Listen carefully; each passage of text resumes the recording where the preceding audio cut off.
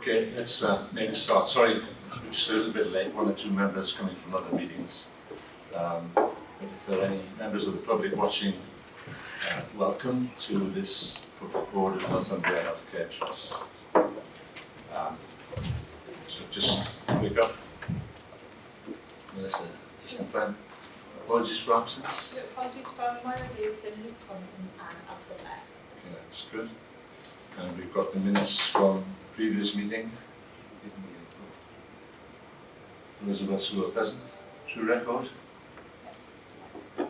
Any matters arising that aren't going to be covered on the agenda? I think I have one little point,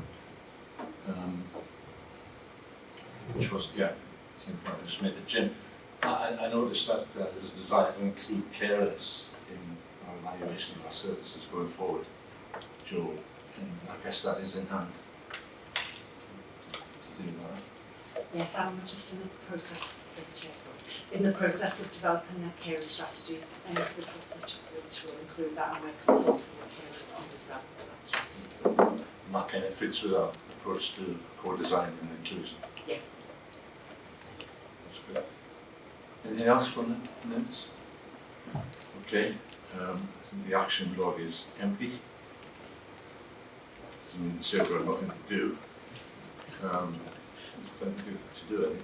So just from myself, from where I sit, the trust is very busy. I think our staff are recovering from a very, very difficult period. Still work to do, and it is summer.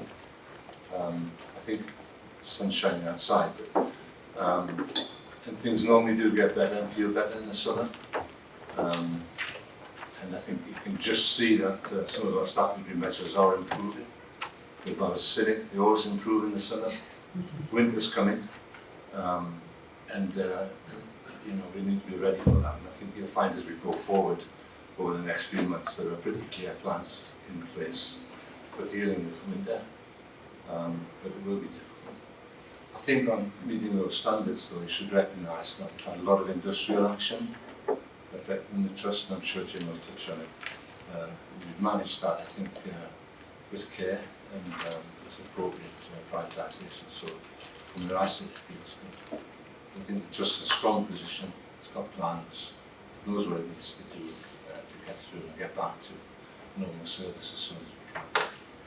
So I'll hand over now to Jim for Chief Executive's report.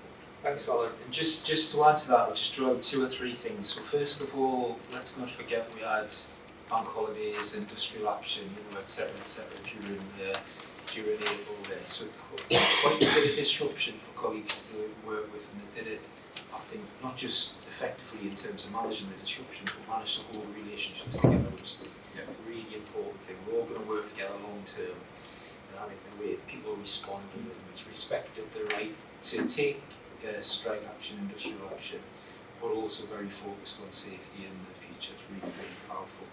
On your point on performance, we are keen, we just had a couple of discussions earlier today, to make sure we don't settle at this level. So it is very strong relative to other parts of the NHS, but we are running a process clearly to see how quickly we can restore normal pre-COVID as a minimum performance standards, and that will conclude in the next few weeks. We're also at this point just taking a bit of time to get around the organisation, roadshows, different staff groups, etc., and also with stakeholders, every opportunity, as I mentioned, Alan, to engage with the public as well through this process as well, to just see where we are, where we need to go next, how we stretch ourselves. And as always in those things, you get loads of really good suggestions. We've got a handful last week, the week before, of things that we should be thinking about in the future. Buildings, technology, changing service models, etc. At some point, we should pick up on. And then finally, when you look through the patient stories and walkabouts and that, there's a bit more of a mixed picture today, where I think we are actively trying to share things that aren't perfect. That feels awkward at times, especially with the way the scrutiny is of the NHS in terms of the media. But I think it's really important to be honest about things that aren't working properly, as well as the celebrating the bits that are on, which, as you've said earlier on, overall really fantastic performance by our staff. but always room to improve, which is what that's all about. Looking forward to seeing that day on green, but it may take a couple of moments yet. Edging closer. Any comments back to Jim? You good? Okay, that's really true. Actually, patients are at the heart of what we do. So the next sections are all about that patient and staff experience from both Joe McIntosh and others. So, Joe, do you want to lead in with item 2.1? Thank you, Chair. So, as Jim said, you know, it's really important that we have patient staff stories where there's learning and there's understanding in terms of the challenges that we face as an organisation, because we know through the patient experience measurement that we do that we provide excellent high quality care, but we do face challenges in some areas. So given one of our S&Q&I priorities for this year is our cancer targets, I thought it would be timely for us to bring the story of a patient who had a diagnosis of bladder cancer, and a little bit different for this time, a non-clinical role. So the cancer tracker team, so they are the people who are responsible for tracking patients through cancer pathways alongside the national cancer targets, to ensure that our patients are treated and have their tests and diagnosis in line with all the targets that are set nationally. So this story in particular is about a patient who had a diagnosis of bladder cancer. I think if you sort of look at the story overall, when this person received treatment and the treatment they received in both organisations, so this patient was subject to what we call an inter-provider transfer.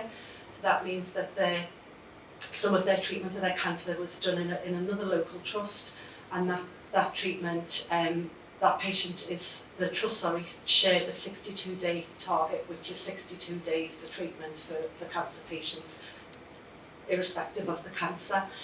So I think in particular when the patient received treatment and the treatment that patient had, the quality of that care, the compassion of the care and the information they got was really good. I think where the experience was not so good, it's the continuity of that care and the joined upness of that, and I think that's a challenge that we can face in particular with inter-provider transfer as well. If we go on to the staff story, the two members of staff, so this was a joint staff story. Both members of staff, one is a cancer manager and the other one is a tracker, and it's their responsibility to track individual patients through a cancer pathway alongside looking at each stage that they're at in their pathway and measuring that alongside where they are in terms of the national targets that are set. I think it's a real insightful for this role, the number of people that are on the urology pathway, how many referrals we receive as an organisation, and the challenges that can face for staff in terms of ensuring that our patients go through in a timely way. I thought it was lovely to read from the two members of staff that how for them every T number is a patient, they see the human factor, they very much think about the patient and not just the patient, their families, and what that will mean for that patient going through. And also that we talk a lot about improvement and just being able to get on and make things better, and they talk about how they all the time are trying to look at how they improve the service that they provide, they become more efficient, so it gives them more time to focus on the people element of people going through that pathway. Two good stories. Any comments? Phil? Joe? Just a quick one, Joe. Understanding the point about the different organisations involved here as well, do we share that with those organisations, particularly the patient story? Because that's where it really comes through in terms of the fact that the system doesn't always quite work in the way that we'd like it to do. So yes, it's a very valuable exercise for us, but it might be for others as well.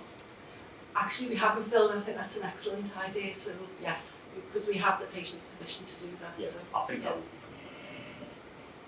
be. Yeah, Jeremy then Mario. So I think it was a very interesting story, and it definitely rings quite a number of bells for me. I think it would be wrong to think that that occurred just because there were transitions between the two organisations. I think there are many transitions now between clinical services as we look after people across time. And healthcare has become incredibly complicated. And so really the only antidote that we will have to that is by having the most up-to-date information about our patients all of the time, and to get those individual interactions right. Healthcare has become complicated, and I think you can see that continuity of care thread in a number of different locations, whether it's as inpatients or whether it's as outpatients, and that's because in order to become more efficient, the clinical teams have grown and the whole system of care has become complex. So what we really need is all of the information about those patients available at the point where they're asking questions. It won't always be to the cancer trackers, it can be to secretaries, to contact centres, and all sorts of clinicians across a number of specialties. It's a challenge. Thanks, Jeremy. Lauren? So I think they are two really good stories, and just to assure everybody, if there's anything like that that's joined with any other trust, then we usually speak to the director of nursing in that trust, and that doesn't matter if it's something like this or if it's wound management or anything like that, and we try and link in very quickly. So many of these things are about relationships as well with our partners downstream. And I wonder, is technology going to help solve things? There are some particular areas around RPA that can help in terms of some of these manual listing that we're looking at now, so the code fitness and the cancer items as well as the other results. It struck me the size of the list, was it 1.5 to 2,000? Yeah. That's a huge list, and sorting that out would help. There are also software and systems in there in place already. It's just I'm going to wait forever though, are so, we? Okay. Thanks, Mark, but it just shows real what it takes behind a patient. The guys there trying to track the thing, trying to push the thing through, and the system, continuity within the system is clunky, isn't it? It really is. Okay, good points. Patient and staff experience, Joe? Yes, so we've submitted a paper and a presentation. So the paper in the main is about patient experience. So I think it's a standard report for Q4. I think we've got strong performance across all our areas when we look at the patient perspective data we collect. So this is data that we collect 2 weeks post-discharge. And why we do that is that we know that that's the point that our patients are more likely to be dissatisfied with care and treatment, so we purposefully measure at that point. If we look across all the areas, inpatient, outpatient, day case and ED, we remain in the top 20% when we benchmark ourselves at a national level, which is reassuring. I think if we focus in on ED in particular, we see an element of recovery, particularly for NSECA, with just in touching distance of getting to the top 20% again. So there's been an element of recovery.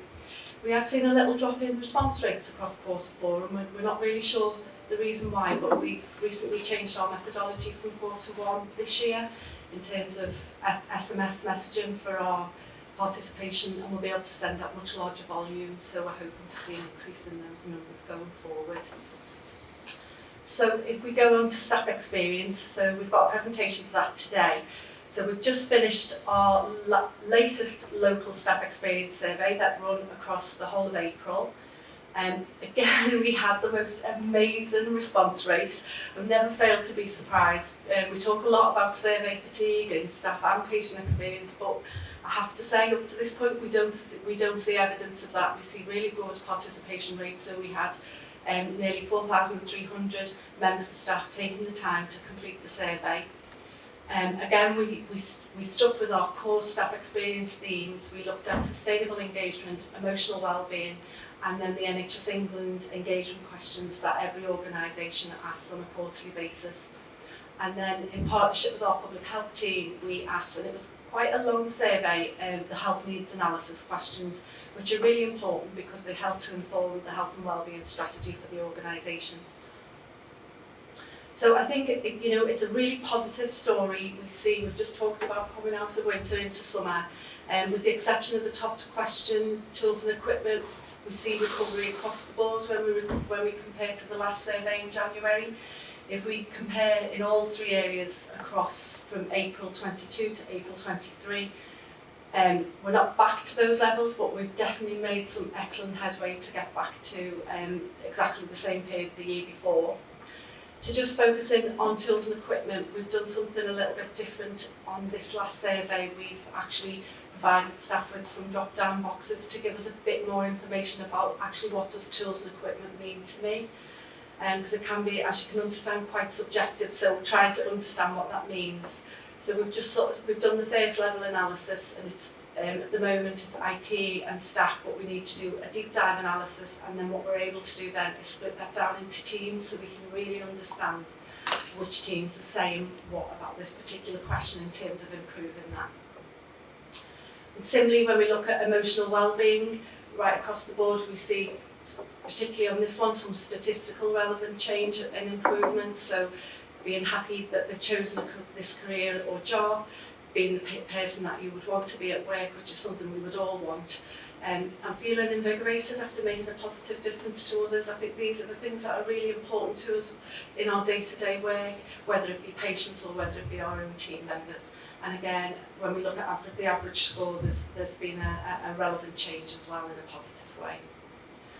And then if we look at the NHS England employee questions, some great improvement there, particularly the top one, looking forward to coming to work.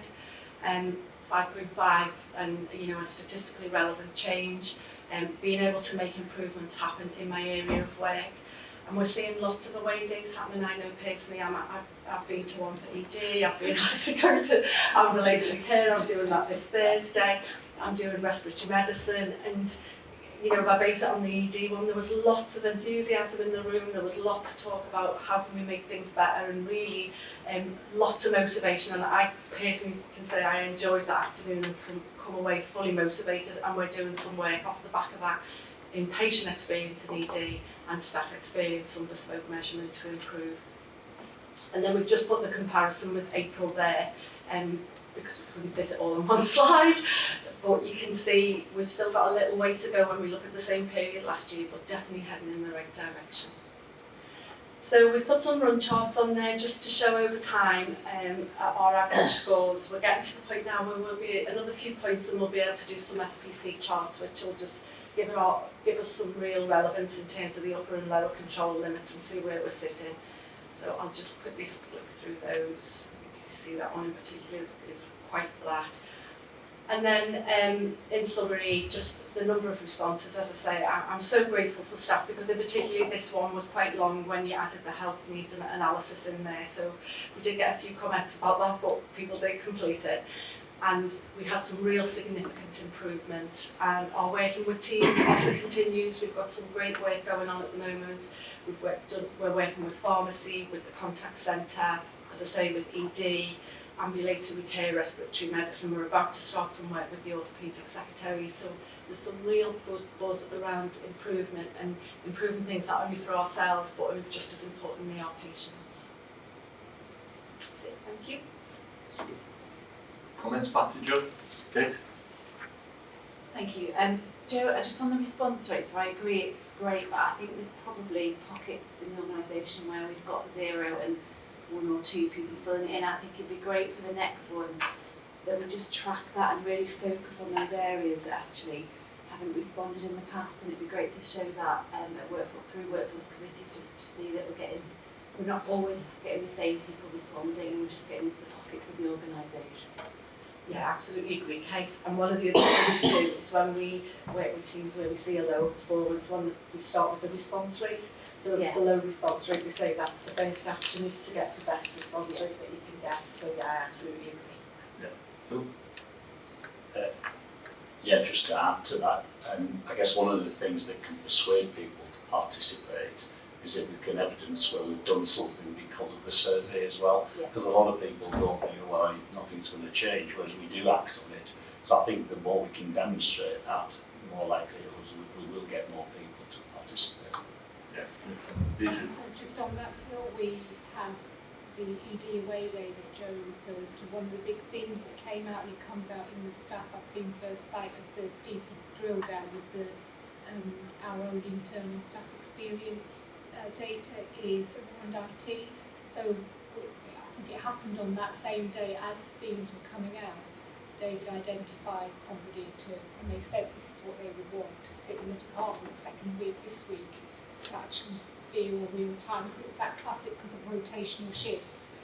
Something would go wrong and then it would get lost and it wouldn't get fixed, whereas they've got somebody from IT, 2 people I think from IT, sitting in the department for 2 weeks, and a part of that was around demonstrating how reactive we were to their requests to try and fix things to make the environment so much better, because it was one of the things that came out in the away day as well. Great example. And I just wanted to add as well, I think it's the nuanced comms as well. So I know the comms team have put some stuff out about the project to improve appraisal. And in that line, as you told us in the national survey, that appraisal.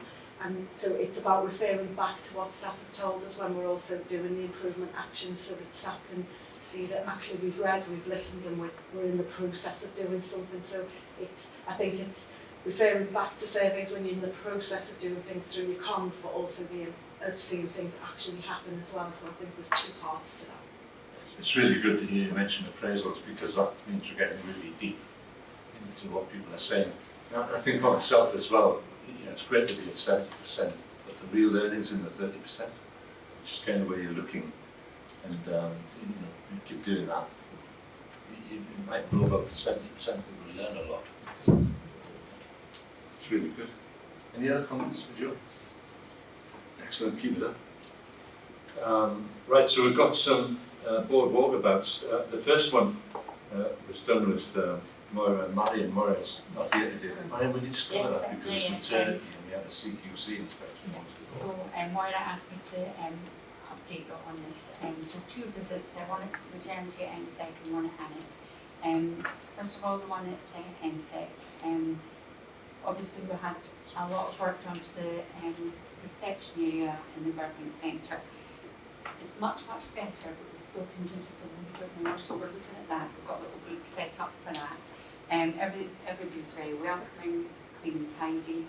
They were all getting ready for any CPC visit, so you can imagine there was a good vibe there. Communication we discussed, how it can be improved. A lot of us are on like WhatsApp groups and things like that. We've also got the huddles. But again, it was just how do we get to that wider group of staff. So we're looking into other things there. Pregnancy assessment unit, Moira hadn't been since the opening of that last year, and was very pleased to see the space, also the location of it. It's quite separate from the unit, so that is a good help, and how the staff interacted with each other. And it's very independent, particularly overnight, they help each other. So I think that was all very positive. We'll be mindful of the communication and the site. And then over at Hillcrest Maternity Unit, again, very welcoming. You know the issues that we have at ANIC, and it's generally about recruiting staff. We've just managed to recruit somebody else from Berwick, which helps because they often go across both areas. But again, staff very positive. There was some rotation done from the acute side at NSEC working up into ANIC, and that has gone down very well indeed. And it just gives you a different slant on what the minor, the maternity units are like in the community, and also how they interface with the community midwives. And I think the on-call issue is still an issue because of the recruitment, but we're looking at that on a very individual basis, and we do try and help as much as we can, particularly if there's home births. In that recruitment, does that help Northumberland problem we have? Yes, you know, it does to a certain extent. It's a small step forward. But yes, Still more to do.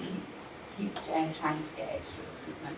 And the students as well that are just through, we're going to ask them to work up into ANIC and Berwick as well. Again, it's that breadth of experience as we do with the community hospitals. Yeah. But very enjoyable, and the staff really enjoy seeing people come around. Excellent. Well done, thanks for that. Okay, so comments back to Marion. So we've got Katie, Wansbeck. Thank you. Yeah, it's the first time I've been to Wansbeck, so it was very interesting with that. I'd just like to thank Alistair for his time and helping me to conduct the visit. Initial impressions at the entrance to the hospital were poor. There was litter, empty wine bottles at the entrance. The toilet I went to use wasn't as hygienic as it should be. No volunteers to welcome visitors, and I did find a patient and his partner who were very nervous, couldn't locate where they needed to go to. Found a porter who was extremely helpful, lovely gentleman, but again it's just concerning seeing patients there and not finding direction from me. It was a poor start to the visit. Went to the endoscopy unit, and in complete contrast, it was a lovely atmosphere, very busy, very, very busy, but the team spirit was great, they were calm, very welcoming, lovely atmosphere. They were very pleased with the support as well. They gave from senior staff and the initial training that we were getting. So extremely pleased with that. We then walked to see where the scopes are actually cleaned. It's quite, logistically, it's quite distant. So again, there could be to improve that efficiency. And it's also the cleaning process is manually reported as well, which is a long time consuming process. So again, there's opportunities there if it's possible to digitise that and improve efficiency. We then went to the surgical day unit, Ward 15, very well staffed, clean, extremely welcoming. We were informed that some discharges do take longer to complete, so therefore staff are having to stay till 10 at night in the duty room. We also questioned on nerve centre, which is being used there. There are a number of the headings which staff weren't entirely sure what those headings were for, and didn't feel that they were getting as much use out of nerve centre as they could. It wasn't actually saving them much time. So again, we maybe need just to see how that has been embedded and that we're getting full use from that system. They spoke about a lack of storage space, which I think could be quickly resolved. But overall, again, it's just a lovely atmosphere. It really was a lovely atmosphere. We went and sat in the staff room. There was an apprentice there who was looking forward to gym later that day on the roadshow. So it was just great to see their engagement with the trust and being proud to work there. It was a good visit. A couple of points there about nerve centre, I think, which just need to check out. So check out, because I think it was the news score around sure about Katie. Yes. I don't know whether they said it was the EWS or the news, so we'll pick that. And I think you're right, we're already addressing or doing this about the outside facility Yeah, that's not good. and the lack of it being tidied up. And just one thing about the volunteer who's actually been off on sick, the usual person there, but they were back just last week, so hopefully we'll get that. How are we doing on volunteering, Ross? Numbers, I think, aren't what we were pre-COVID, and they've been difficult. It's been quite difficult to get some of the former people back who now have had a long break, and numbers have recovered a bit. Things are getting better. We're doing a lot of recruitment activity to get people in, but it tends to be clustered around a few spots, which are really difficult. So Hexham would be quite difficult to get people along to. One spec I wasn't aware was particularly difficult, but we'll have a look to see how they're spread out. But overall doing well. We've got a couple nominated for the NHS 75 stuff for their long service and for their good service. So not where I want to be, but getting better. Yeah, so Jim and then Stephen and Jim. The clustering's odd, isn't it? And it is very visible when you go on to different sites. You know, North Tyneside, there's loads of the men's sects usually pretty consistent. Like some ones, but much more sporadic. So it can't be like a normal societal thing there that people are less willing to be engaged on before. So we just need to go back around that again. We talked earlier about the grounds at Wansbeck, and I remember years ago we had a community engagement thing trying to get people to support us with maintaining the grounds and gardens. So I think that may, especially given what's going on in the world currently, that may be worth just having another go at again, just trying to engage people. And the points you made, Katie, are really there have been issues for years at one's been with collections of the members of the public smoking, drinking, being noisy for staff, disrupted, etc. We've never quite managed to get on top of it. It's a really timely challenge, I think, to get back on the Did someone else have a hand up there? Steve, with you. I think I'd like to see a more strategic approach to volunteer recruitment site by site. I do think there's a methodology in place, but I'm not sure it really zeroes in on what's required in each of the local areas. And I agree with you, Jim. I don't feel that there should be any socio-economic barrier to recruiting volunteers in all parts of our area. So I do think it's probably time for maybe a zoom out and a strategic approach to it. Yeah. Sorry, Mr. Chairman then. Well, So I think you're going to be on that topic now. Yeah. Just on the meet and greet, are all of the staff at North Tyneside volunteers, or some of them paid staff? A couple of them are paid, so it's a mix, which does make it feel different. Yeah, because it's very impactful. Yeah. Tyneside. It's just whether there was an opportunity to replicate some of that. I appreciate there's a cost implication. Charlie? So I was just going to pick up on the systems for endoscopy, and so there are some national programs around systems that help link some of that important admin that we do in maintaining and looking after our equipment and linking that to patients. They are incredibly complicated and need to interact with properly designed procurement and IT systems, but I'm taking a paper, I think in July, to IMT, which will be the start of a long journey. Okay. That's good. I think the other thing about one spec is two entrances. So, car park entrance, as I call it, is usually well covered, but the other end is very, very well used. Right. So you're right, and we've just resurrected the group, to have that main entrance at the top end, next to Campus Central. It's actually all the car parking is, it's where our patients are, it's where our footfall is, and so the group's just resurrected. Good. All right. Hand washing is maintained. It is, but I mean it is a struggle. That's where the volunteers and the people at the front door make a big difference. And even the challenges about infection, because some of the staff come in and they don't wash their hands, so infection control is doing a lot behind the scenes to encourage that. Exactly. Right. Phil. Thanks, Chair. Yeah, so this was a visit to NSEC, but more specifically a selection of the different wards. As ever, I arrived to have a look around the entrance first of all. On the whole, it was quite sort of calm really. They had a very, very busy night before, but it seemed under control and so forth. Just a couple of points to pick up on. There was a volunteer, but he'd been called away to help with a patient, and although there was someone on the reception desk at NSEC, they're often very busy taking calls and things like that. So again, the hand washing was variable at best, so just something to again just pick up on.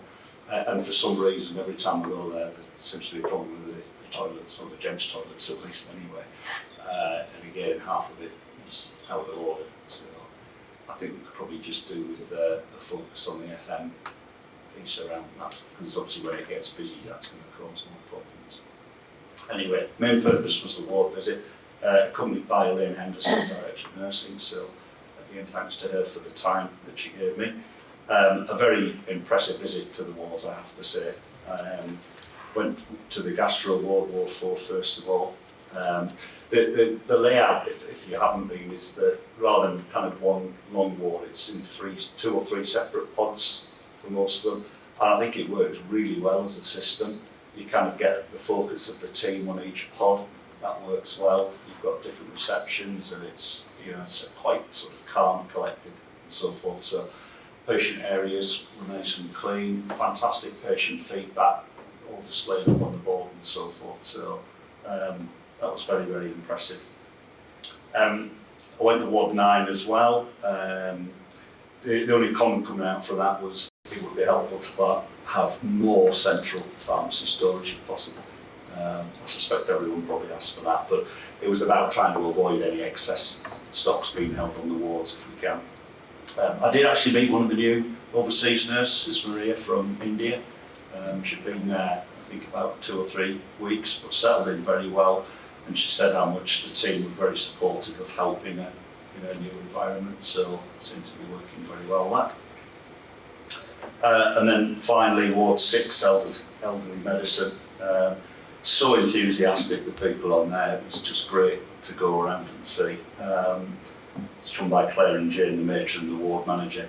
And you could see they were just going that extra mile to make the patient experience that much better. Lots of things for them to do and so forth. The only point I picked up on is that there have been quite a few charity donations and they've done lots of stuff around the ward. But the patient learning room, if we're going to make maximum use of that, it needs some kind of more permanent activities coordinator, because it's quite difficult to just do on an ad hoc basis. So given that we've had the money, we've actually created the facility, we would then be ashamed for it not to get kind of properly used. So I don't know whether that's something we can kind of look into. But overall, a very, very positive visit, and I was really impressed with our wards and the people. I think we have got an active ward pilot going. At Ward Tyneside, that's all the wards at Ward Tyneside have got a year-long pilot of the active ward to have a look at some real measurement in terms of the impact of having those activities ongoing on the ward.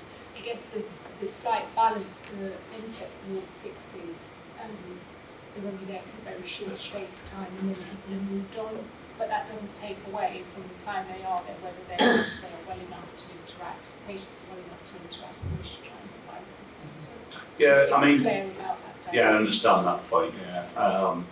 And you know, they certainly were very engaging, the patients, in terms of you could see them sitting outside of the rooms and chatting, watching there's like the little TV screen they have there as well. And so I think, you know, it would just be another thing for them to do. I appreciate that's not obviously a full-time ask for there, so it needs to be built into what else could we do with someone. But I thought it was just at least worth asking the question.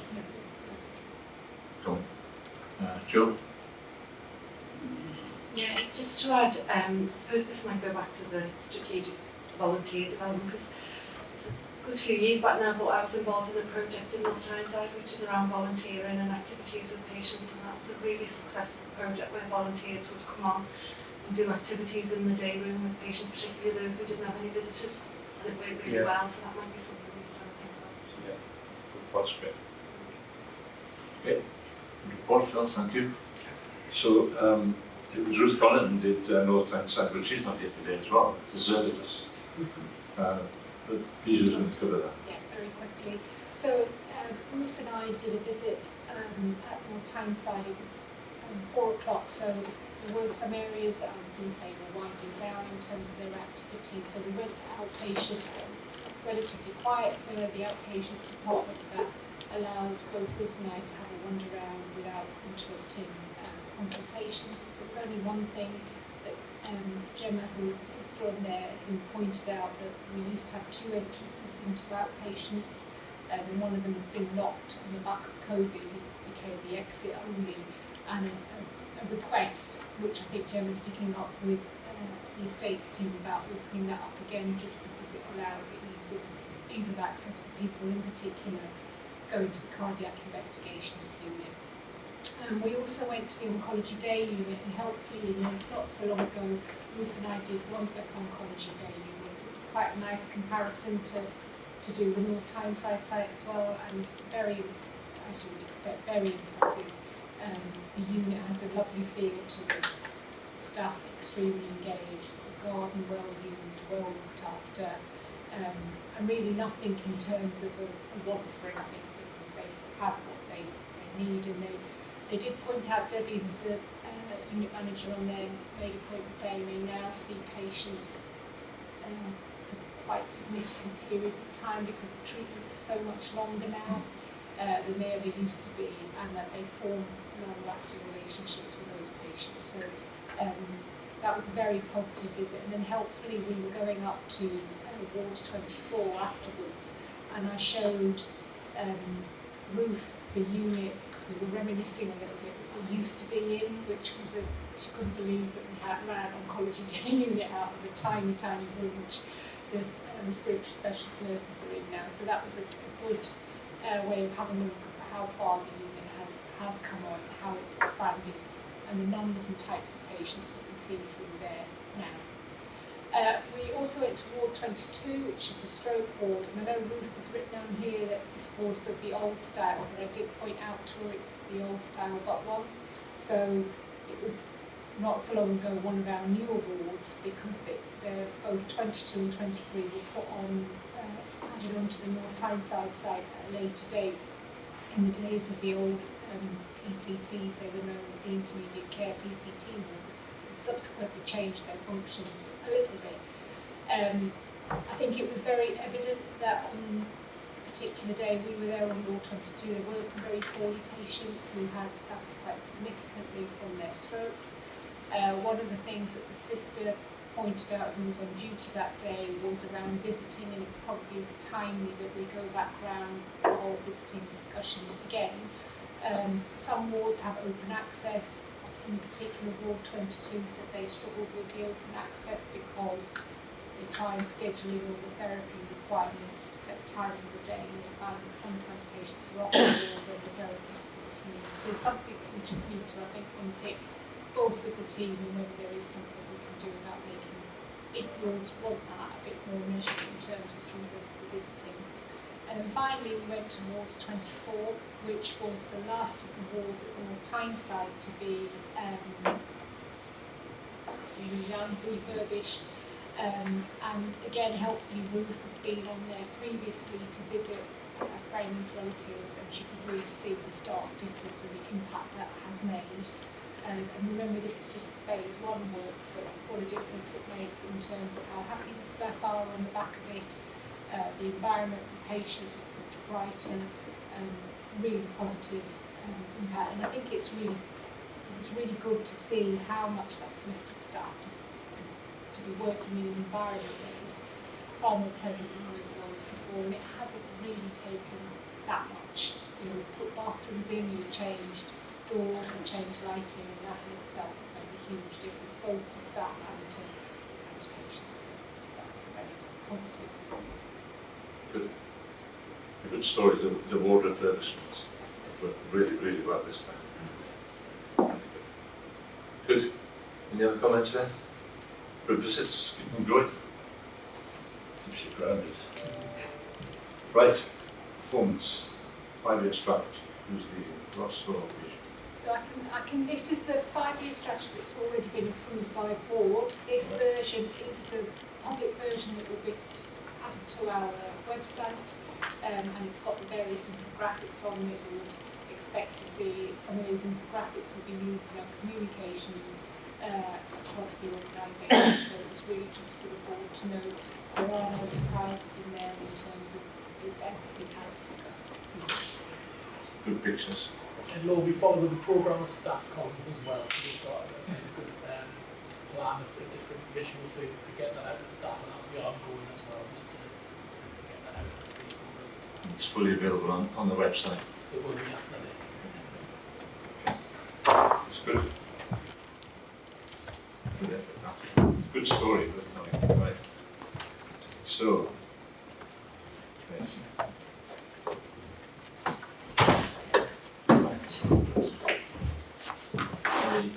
Paul Case, Community Services Business Unit, updates. Welcome. Thank you. Okay. Morning, everybody. So it was a year ago that we were last here, and I think just wanted to take the opportunity to just share a bit about where we've moved on, share some of the successes, some of the challenges, where we're at in terms of development, and give you the opportunity really to ask about some of those and see it in action. So I'm just going to cover really a reminder to begin with about just what we're trying to do, what some of our services are, how we've tried to organise them now to get to be as effective as we can be, but also to align ourselves with the other business units in the direction of the Trust clinical strategy. So we're reasonably clear. We've spent quite a lot of time rebuilding our business unit in the aftermath of the council partnership dissolving. And so our mission about supporting health, independence and well-being has taken a bit of time to get to, and it sounds simple to say, but we've got a collection of services that we've been trying to get to a point of agreeing what it is in common that we all have and can sign up to. And we really want to push on, the Trust is well known nationally for lots of things, but not necessarily for some of our community-based services. So we want to push those boundaries there, because actually, if we don't, we'll still remain well known for hospital-based services, which is not really going to solve some of the problems of keeping people healthy. So we very much view the clinical strategy as the business unit one, which is around having care that's based in and around people's homes, their communities, and that the hospital provides that top pyramid of complexity only when it's needed. And I think we've been working on our positioning within the Trust as well, and just making sure that our profile increases and improves, and that we deliver for the Trust, and that the Trust also, you all know what we're doing and what we're trying to do. I think one of the real challenges has been trying to move ourselves to strategic planned work as opposed to firefighting and dealing with patient issues as and when they crop up. And so you'll see how we're trying to do that. And I guess the last thing which is really important is about, with the resource that we've got, how we utilise it as well as we can, innovate, transform services, but also measure correctly and make changes to them. So we are splitting, or we have been splitting into thinking about our planned care, and that is very much focused on those three big bits about maintaining well-being, independence and health, and then looking at how we organise our teams and services into dealing with, I suppose if you like, the peri-hospital work, which is about early detection of when people are at risk of an admission and doing what we can to prevent that, or when people are in hospital, getting them out quickly, and you'll see how we're doing some of that. So it's hard to see on the screen, but this is about thinking about our different services and how they get organised along those sorts of lines. Some of those, the majority of those services sit within the business unit, some sit either jointly with other business units and some sit purely in other business units, but they are all key components of the community offer for people who are living in their own homes. So a lot of attention, and we'll talk about the right-hand side, which is about the sort of peri-hospital bit. You'll know some of the stuff that's going on around virtual wards and urgent 2-hour response times and so on. But very much, the population health and public health has had a big focus within the Trust, and again, you'll probably be aware of that. I think we're also focusing on our therapists, our nursing teams, and just trying to get the planned care as good as it can be, so that the bit on the right almost shrinks. We may never get to that point, but the idea is to push things much more to that left-hand planned element. Alongside that really is a lot of work that's going on around the supporting infrastructure for our services, how we make sure that we get our teams functioning as well as possible, how we look at recruitment and retention, how we use data intelligently, technology and so on, and that's the improvement hub sort of side of it, which again is what's delivered within the business unit, but also what works within our Trust corporate services too. So some of the key initiatives have been around that unplanned care, so the virtual ward, urgent 2-hour community response teams. I'm going to touch on those in a second. We've been trying to move towards our community teams, increasing the numbers of them who are working 8 till 8. And so with district nurses particularly, what that means is that you've got our core teams working longer hours, which means that we get a lot more of the work done during daytime. We've got more capacity going into the evenings when people start to run into problems, and that means that our overnight teams start to be able to manage their work much more easily because the bulk of work is happening within our regular teams. Rothbury is another initiative that's sort of not quietly launched, but it's launched and it's working. You know, it's a new model, and it's a model that's quite important for us in terms of looking at how we deliver rural care. And you know, quite a creative one that, if we can get it right, could be replicated in a number of areas. Ken will fill with, these are easy bullet points, I could talk for hours on each of these. But again, is another area that needs quite a lot of energy going into it to make it work. Locality models, and partly that fits into partnerships. I think we're really trying to understand, we've always worked very closely with GP teams. For us, it's about trying to work out at what scale we operate each of our services. So, you know, reasonably clear district nurses work with the practice teams.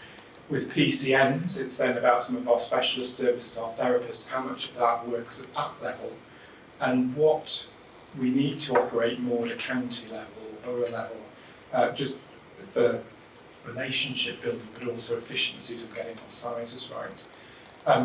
We're doing lots of partnership work, and there's a lot of time going into discussions you know, about localities, about quite detailed, and I think we haven't yet realised the benefits of MPC, but there are lots of discussions, and for us it's about just understanding what true partnership working means, where there is give and take, what the other partner can offer, and where we come in too. Health inequalities on a number of different levels is absolutely crucial to this, and it comes on to when we're talking about data, the importance of that. So I've mentioned some of our infrastructure. I think one of the bits we're really proud about is our workforce strategy, particularly around how we recruit, some of the work that we've done around looking at the whole scope of banding within services. We've had a big strategy around community nursing particularly, and our ability to fill vacancies has improved dramatically, and retention and offering career pathways has been important. So we are performing well, I think.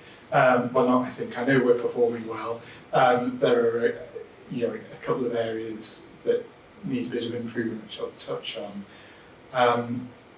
to do with responsiveness. And I suppose our key risks are around data particularly, and that's where the responsiveness bit comes into it. So there are some statutory areas where we need to be able to report nationally, and they're not quite there yet.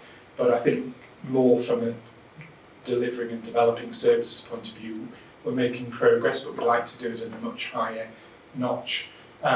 In terms of really understanding what's going on with our patients, what's happening within our teams, how we can risk stratify our patient groups, and just be much more intelligent around how we do that. We've got a cost improvement programme as well, which is planned through and should be achieved. I showed this slide last year, and in some senses we've not really changed it, but I think we set out a reorganisation of the business unit. I think we're reasonably happy with how that all is functioning, but are just trying to gradually beef up those areas and provide a bit more leadership and challenge to some of those. But I think we're happy with our performance, and therefore those key elements are working well. You'll have seen the recent staff experience data. This is how it sits for community services. And I guess I'm going to show some mixed data really, so this is a nice slide to share. But I think we're not complacent, and there are some warning signs just within some of our trends about just how under pressure some of our teams are at. And when you look at an overall bit, we're also looking very closely at which of our teams are thriving and which ones need a bit more work with them. But there's no doubt that the pressures within primary care are mirrored within community services in terms of complexity of what teams are doing, and the pressure that some of those teams are working under. And you can see that in some of the trends that are there. So I'm not going to go through all these. It depends who you're comparing with. We're in reasonable shape within the trust. The trust's in reasonable shape nationally. I guess we're competing against ourselves as a business unit. We want to be better than we are now. We want our teams to feel like they're getting fulfilled at work, that they're stretched but not overstretched, and that's always the balance. Again, in terms of sickness, which is a good barometer for us, it goes up and down, but I think we're probably in a decent place at the moment. I think that's the bit that we're probably particularly proud of, and that's overall vacancies going down, but we've done a very targeted work around nursing, and I think, I'm not sure what the figures, is that? So, district nursing's got a current vacancy of 1%. From? 13. Yeah, so we've gone down overall, but that strategy has been very much around creating a nursing model that is attractive, and it's starting to reap some benefits to that. So we want to share within our services, but also within the wider trust, celebrating the hard work that teams are doing, what they're achieving, but also I think just some cross-fertilisation, which we've never really managed to do within the business unit.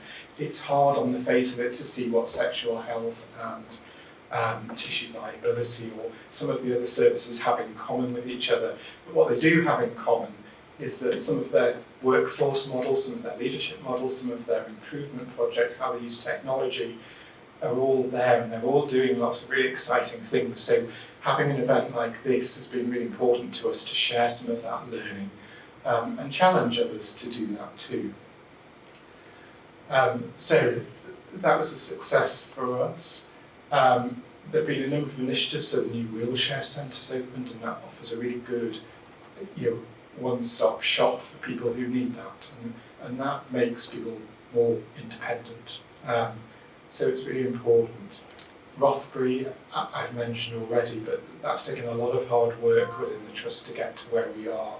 And there's still quite a lot to be done actually to make sure the model washes both clinically and financially, and we're doing quite a lot of that, just working through how those relationships all work in terms of who's responsible for patients, how we work across organisations, but the teams are getting on really well, and we've got a number of success stories, so we'll hopefully be able to share some data in due course.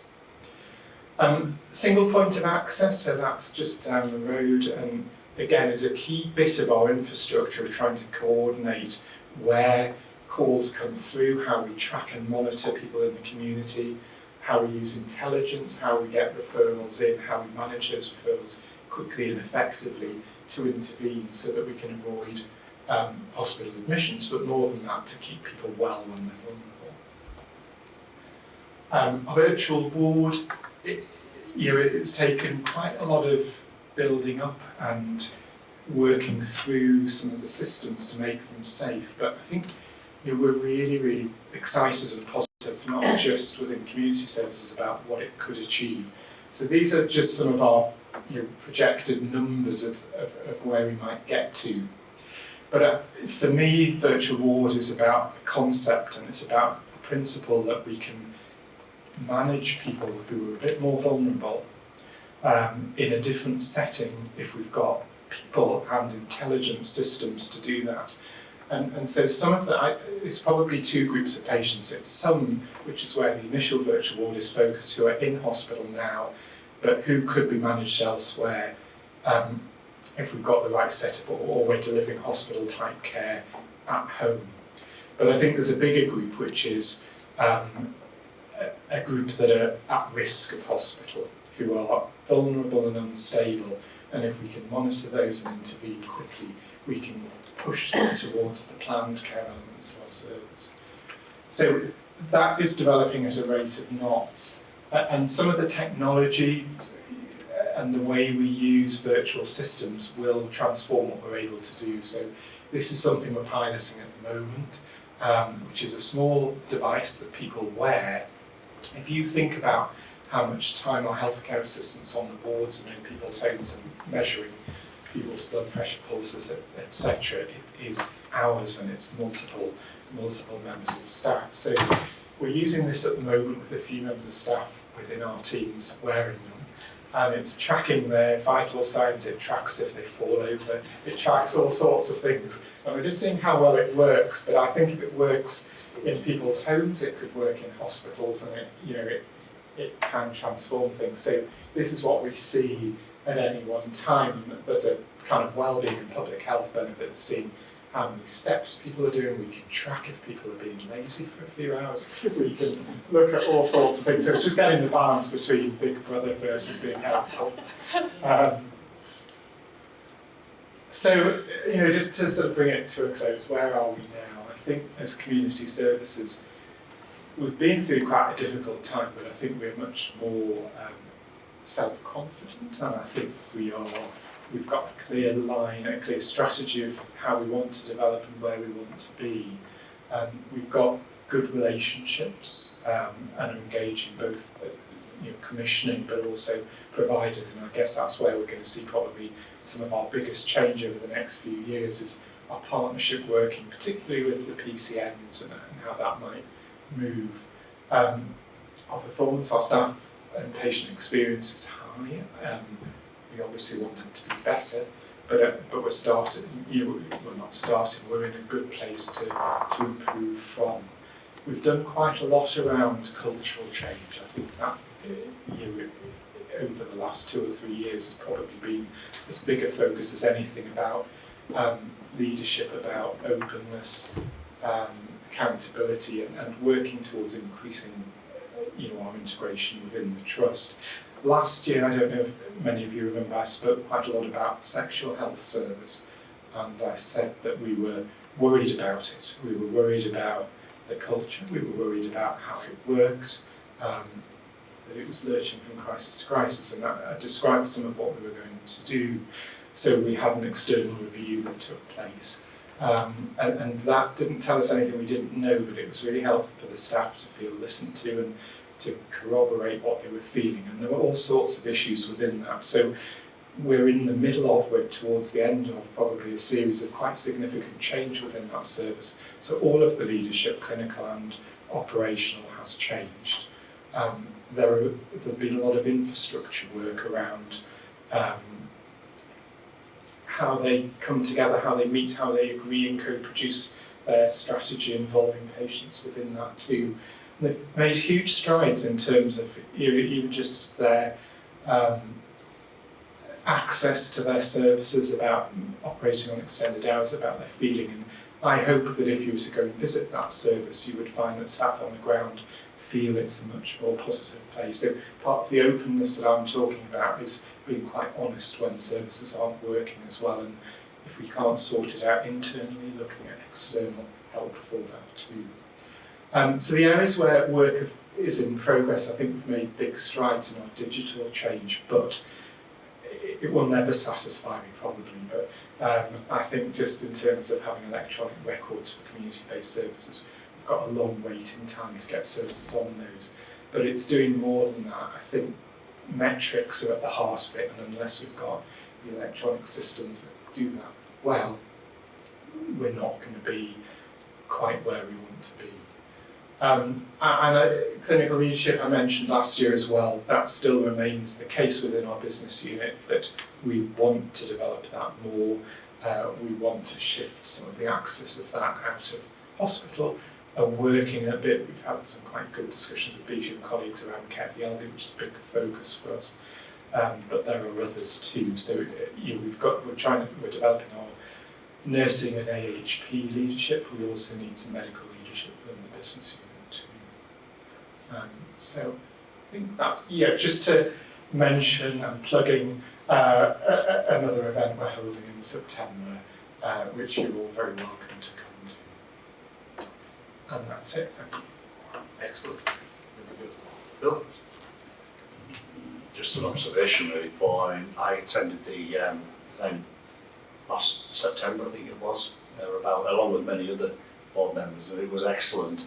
And it was just a great opportunity to see so many of the teams in community services in a way that's quite difficult to do because obviously geographically dispersed and so forth. So it's good to see you doing it again. But it was a really, really excellent event, apart from Jim's speech. And from my point of view, you're certainly raising it again. And clinically, I mean, I guess this all fits that we're lifting, the clinical desire higher at the hospital, and it feels like it's happening. I think what's really nice to see is that there is some real close working, particularly, and I'm sure it's in other areas, but particularly in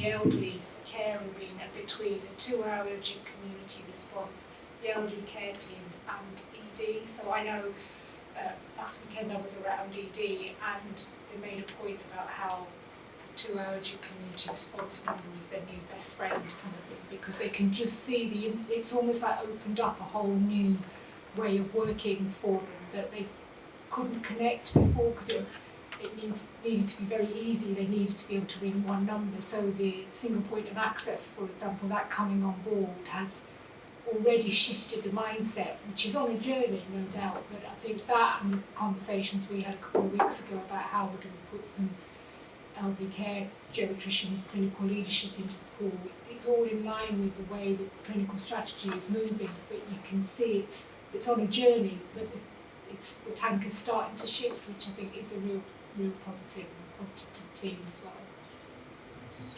Okay. Thanks. Just to say around sickness absence, I think that's been fantastic in the community. It's really done a huge effort to reduce that. Just on your staff experience, there's a few metrics in the NHFE engagement scores that have declined quite significantly. I just wondered what your plan was and what work was going on to try and improve those. I mean, we have you've got our general managers particularly looking at the data behind those scores and just trying to understand the teams particularly, and I think it is picking those off. I think alongside looking at what are the themes, so I think we know some of those.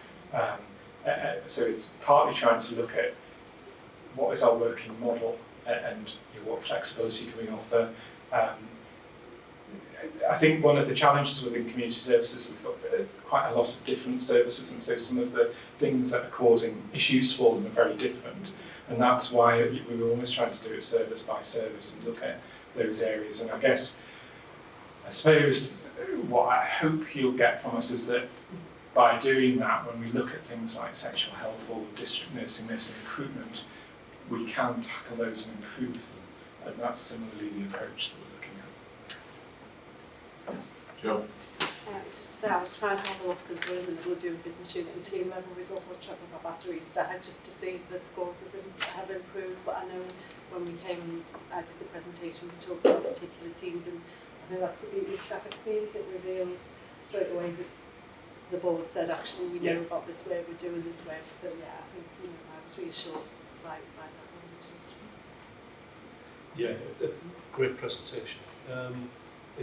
Likewise, last year's event was superb, but it really did bring home the kind of multifaceted nature of the community. I just kind of wonder if there's within the business unit where there's a kind of corporate sense of identity as community, or do they see themselves as disparate and potentially therefore disjointed individual services?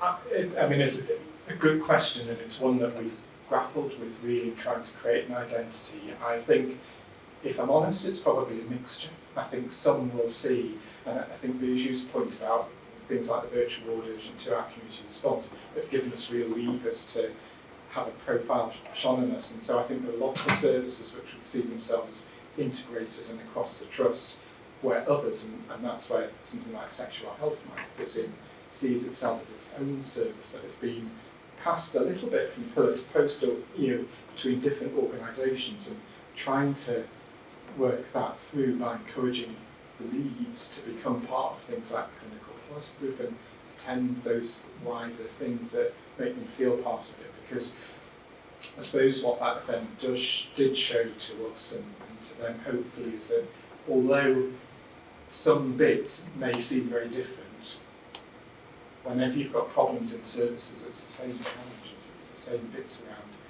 leadership, around culture, those sorts of things. So I think, yes, there are some services that don't feel fully integrated, but hopefully quite a lot more are starting to feel that there is something common to Steve. Yeah, it was a great presentation. I just think this is the future, isn't it?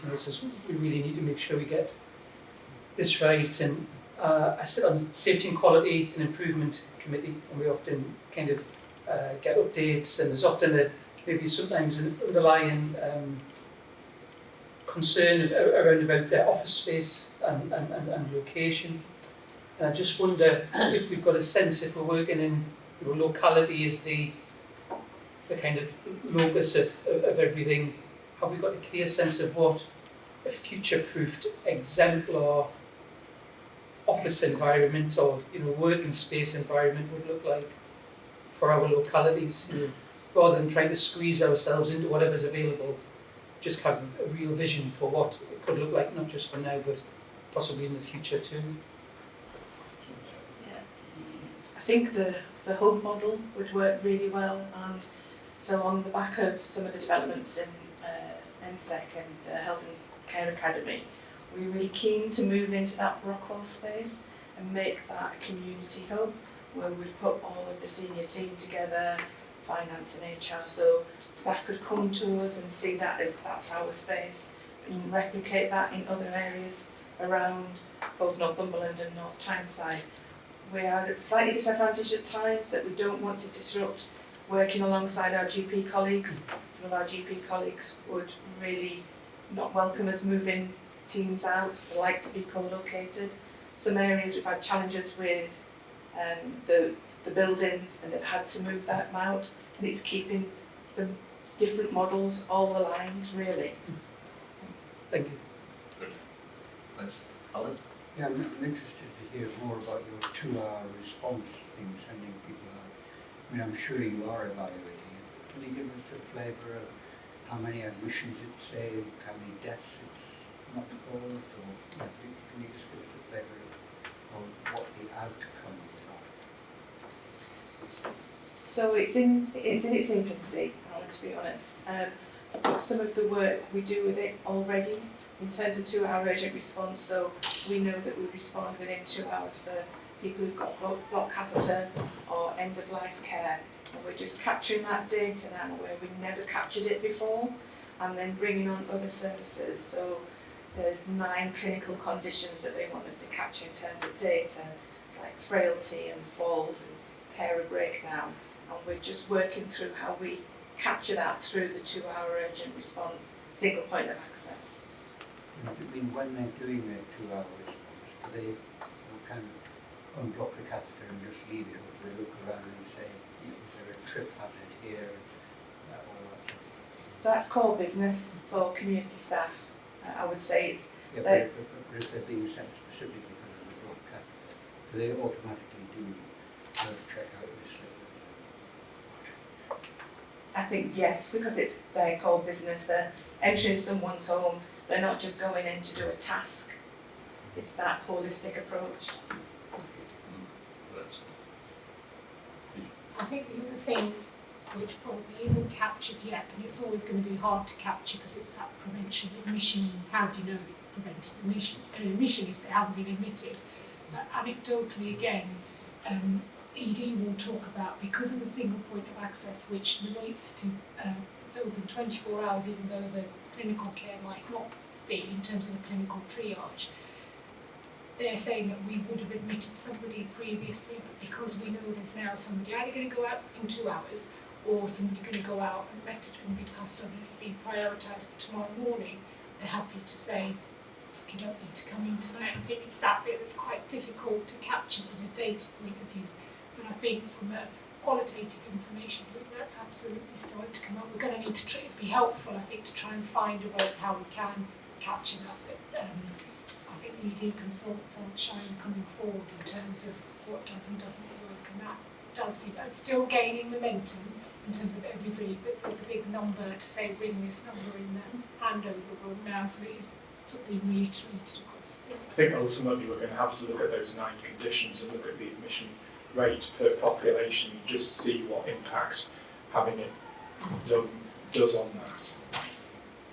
Yeah, very good. Hard within our current data structures, but if, for instance, you could have population-based specific admission rates, and particularly by locality and by, then that would help us a great deal. And I think that is something that we are going to need to get more serious about, is really trying to understand what data we do need to drive this ambition of a bigger community focus on it. I hope we would agree on that. Yeah, I've got quite a strong view. Every other business unit got really good metrics, although imperfect, and they're elusive in the community. If we can get them, I think there's a lot we could do. I think that's plain. I'm really interested in the virtual awards as well. I mean, 235 at the bottom right-hand corner, if that's hospital beds, you know, that's exactly where we need to be. If we can do that with distinction, I think that's really, really attractive. There are some spin-off benefits also from even just talking about virtual wards now. So I don't think any of the other local models have got surgical patients in them, but that's something that the surgeons have been really, really keen on, and you know, some of them now think we may never need hospital beds because we can just operate and put them straight into a virtual ward. But whether you believe that or not, I think actually the idea that we can monitor people who are otherwise stuck in a bed, not really having a lot being done for them or to them, is transformative, as well as the more, I think the older population is really where our bigger focus is on, but that is an added benefit that's unique to Northumberland, really. It's really good. Any other comments? No, I think both of you, thanks very much for that. Really good. And, the next one will be even better. Keep it going. Thanks. Thank you. Okay. Just stepping back a bit, did we approve the 5-year strategy? I presume we did. I forgot. Yeah. Right. Ross, communications and engagement. Thanks, Chair. This is our usual communications and engagement report. Format changed slightly this time following the board development session. So we've tried to report kind of all the initiatives by the big signals rather than by channel, so just to make a bit more explicit of what we're trying to do strategically on each of the big signals. A couple of things to draw your eyes to is, you might remember from the public perception survey, this time around TV came out top in terms of where people find out information, where they'd like to get it, so had a really good spread of national broadcast media in that first quarter of the year, which you'll remember was very difficult kind of service-wise.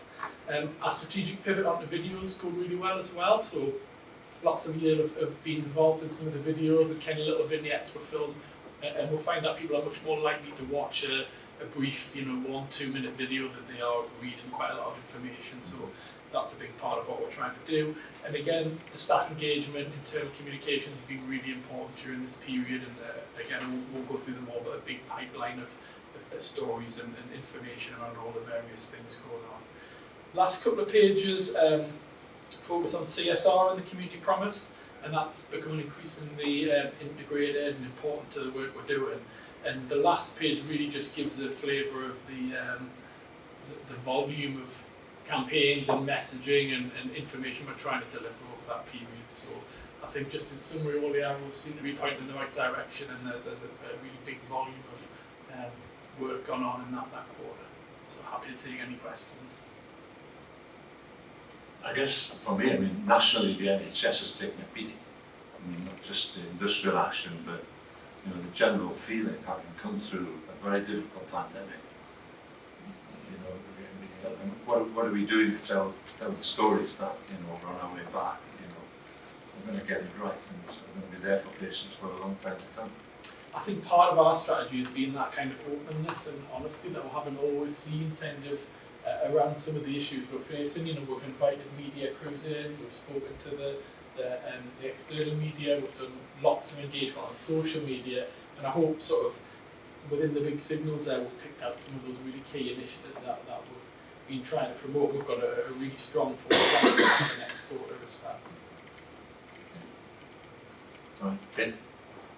Just, I think the way it's presented in the big signals is really, really helpful, and I'm just wondering, what should we do our internal bulletin saying, so staff can be really aware of what those big signals are and what we're doing under each of them? I think that's a really good point, and actually, sort of for people who are kind of more internal, you'll have noticed there's a bit of a change in the bulletin over the past few months. That was following a really good session we had with Kate, Esther, some of the other people, and what we've tried to take out is a lot of the noise. So the feedback we got was, yeah, great stuff, loads of stuff in there, but actually how does that relate to me? So we're really committed to, you know, and made some tough decisions about stuff we're not going to put in there, so we can focus on the really important stuff. And actually doing it by the big signals might also really kind of follow that pattern. So yeah. It was quite original. I would not have noticed, for example, charity income almost $1 million. I spend only 400,000. You know, the time of cost of living. You know, as a charity responding as best it can in there. Who's looking at that? You know, I would give that a red dot. Personally, good chunk of money. It just shows how well supported the charity is.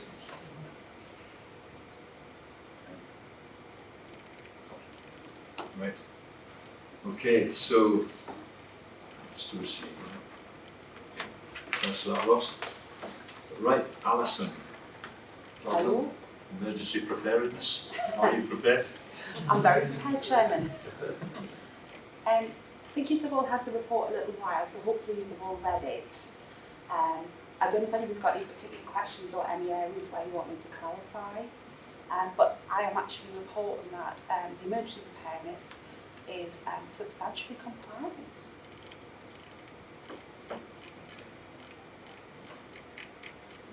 Well, I know you're very thorough. That's my job, I get paid. And I just wonder, I mean, in the industrial action that we've been having, a lot of that has been around the emergency preparedness area. Maybe just expand a little bit on that, Alison. Yeah, I can. I think it's probably, is it the last 6 months now? It feels like forever. It feels like we've gone into COVID into industrial action. So we work really well with the business units. Obviously we've had a myriad of nurses and the junior doctors. Really close working relationships now with HR. I don't think me and Kate ever thought we would work so closely together. It's been fun. But I think every time we have industrial action as well, whether it be nurses or whether it be junior doctors, we correct me, Kate, but we actually do quite a thorough debrief, so we can actually implement lessons learned quite quickly, just in case another one hits us. And I think we've been getting better and slicker at the organisation and the communication every time we get one, so we definitely are learning quite a lot about it. And patients right at the front of your thinking, I guess. Yeah. I think absolutely patients are always first, and I think I personally feel like we have cancelled some patients, but I think we take a lot of pain behind the scenes to try to, so our patients don't see what's going on and our patients remain safe and our staff remain safe and quite upbeat really. You know, it's been very difficult, but you know, we really upbeat and positive, and as I said, a lot of work goes behind the scenes so our patients don't see what's going on, which is the way it should be. So just to add that, first of all, I think Alison's done a fantastic job, and the colleagues as well, just getting a rhythm on all this. So the bad news is we've had a lot of practice in the last few years, haven't we, with COVID and industrial action and stuff. But just to explore that last point, the team run decisions to cancel very late relative to other places, and that's really minimised disruption. It does bring a lot of extra work for colleagues, interns, and a lot of extra risk and stuff. But I think there's a recognition required for that, because it is fantastic the way that everybody's just very agile. It's much easier to make a call really early on, but then there's much more disruption for patients. So I think we're doing the right thing.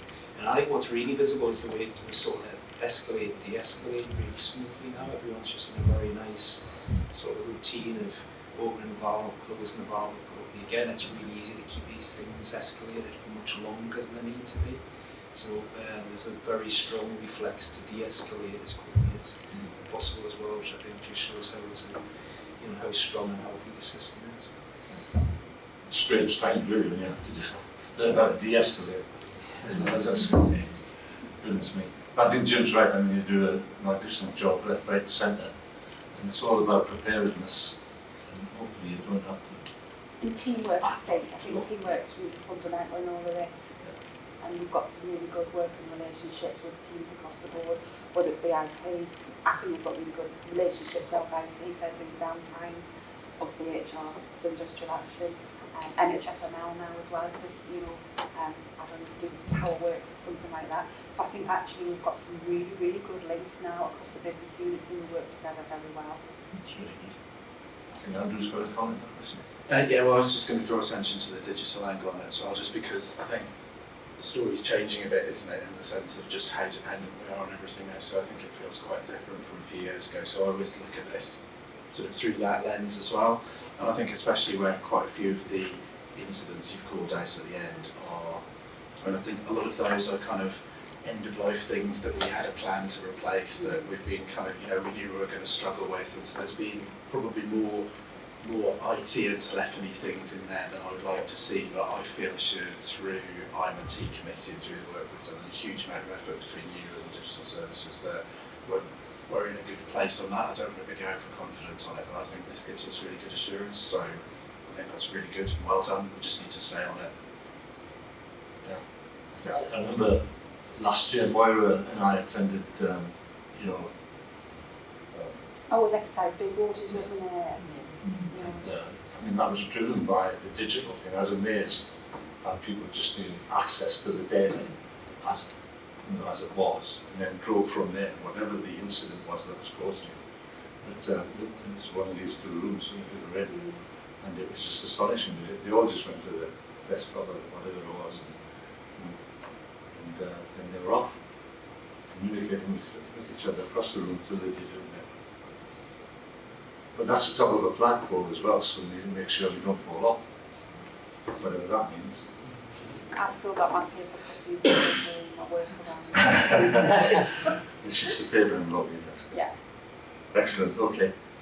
Anything else? Alison, fabulous again. Keep it up. Right, thank you. And yeah, thank you, Chair, for just for the last annual report. I'll let them present to yourselves and thank you for your support. Really?